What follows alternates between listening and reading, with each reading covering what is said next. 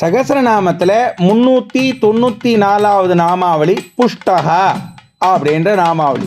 இந்த நாமாவளிக்கு ஆழ்வார் ஆச்சாரியர் பெரியோர் சொல்லியிருக்க விளக்கம் என்னன்னா, நற்பண்புகளின் நிறைவான இருப்பிடமானவர் அப்படின்னு சொல்லி நிறுத்திடுறோம். யாரை நற்பண்புக்கு உதாரணமாக காட்டுறான்னா ஸ்ரீராமரை தான் உதாரணமாக காட்டுறான். அவர்கிட்ட இருக்க எல்லா குணங்களும் தன்னுடைய பக்தனுக்கு சகாயம் பண்ணுற மாதிரியே இருக்கு.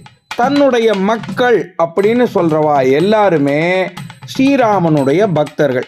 பக்தர்கள் அப்படின்ற இடத்துல இருக்கக்கூடிய மக்களை எப்படி மேன்மைப்படுத்தலாம் அப்படின்றதாவே ராமனுடைய சிந்தனை இருந்ததா ராமாயணத்திலேருந்து நமக்கு தெரிய வருது. அப்படியாப்பட்ட நற்குணங்களை கொண்ட ராமனையே இந்த நாமாவளிக்கு உதாரணமாக கொடுத்து நம்மளை எல்லாம் ராமனை பின்பற்ற சொல்றா. புஷ்டகா